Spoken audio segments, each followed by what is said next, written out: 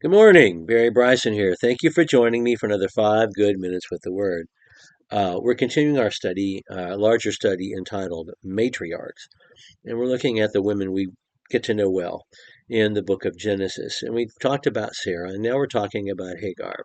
And 2 entire chapters are devoted to Hagar. Really, more print is devoted to Hagar than is devoted to Sarah in the book of Genesis. There's more ink on the page directly connected to her story than to Sarah's story.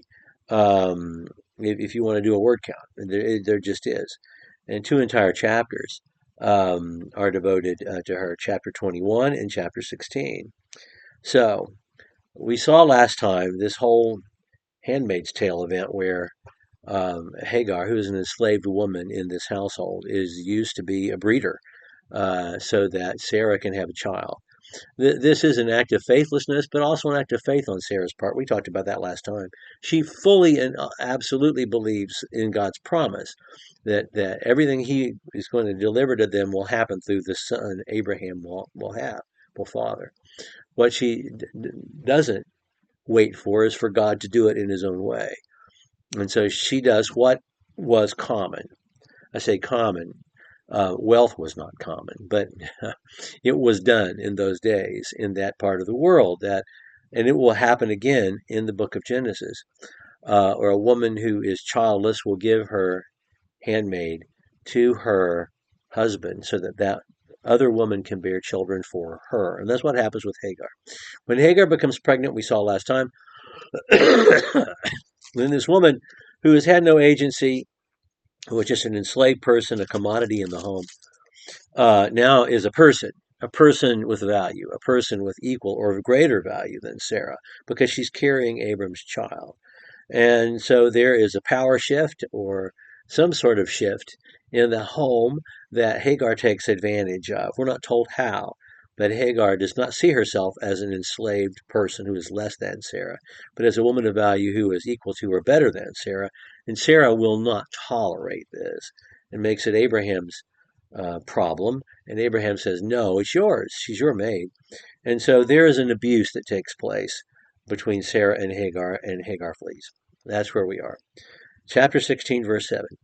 Now the angel of the Lord found her by a spring of water in the wilderness, by the spring on the way to Shur.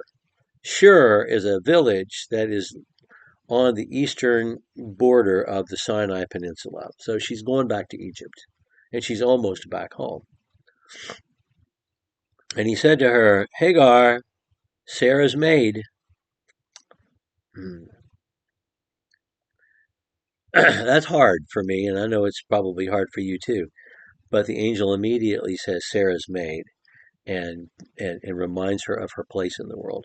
Hagar, Sarah's maid, where have you come from and where are you going? Innocent enough question, but loaded as well. And she said, I am fleeing from the presence of my mistress, Sarai. So she's honest. And the angel of Yahweh said to her, Go back to your mistress and submit yourself to her authority.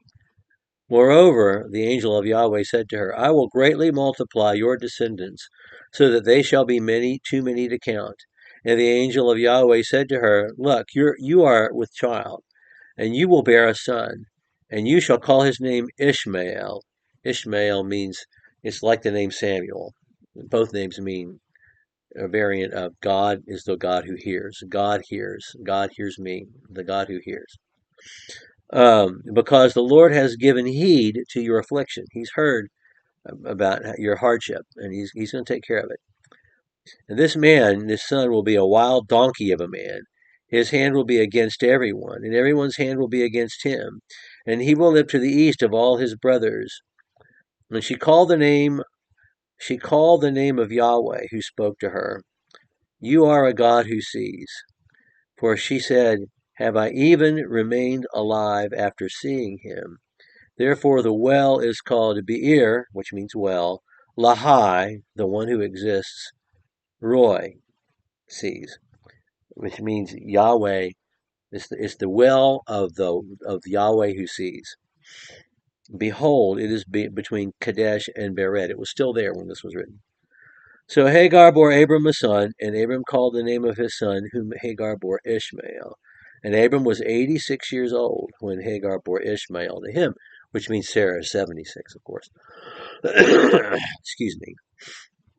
It's an amazing thing. The angel comes and says to her, God sees your plight. God's going to take care of this. God is going to exalt your offspring.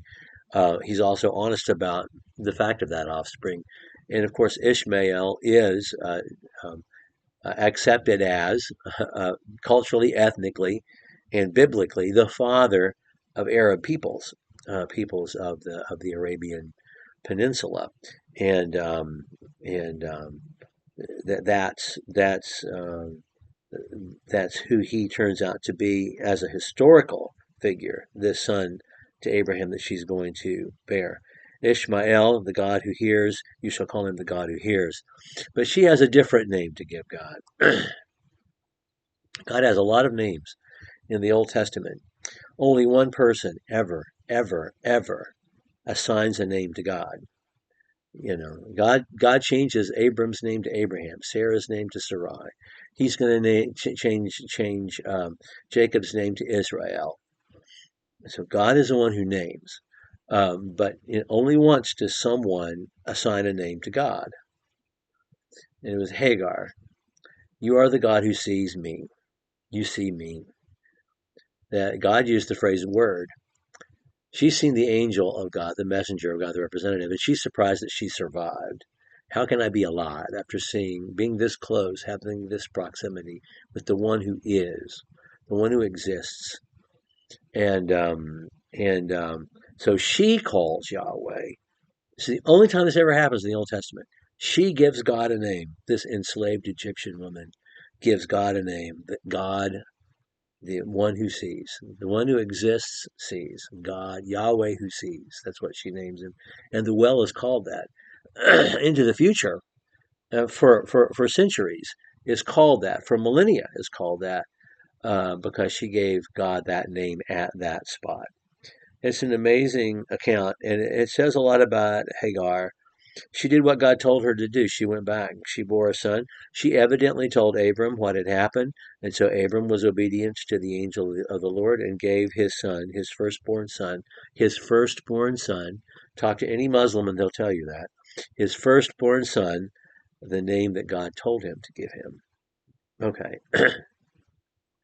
Next time we're together, Sarah will have a baby and want Hagar and Ishmael gone, and Abram will send them away.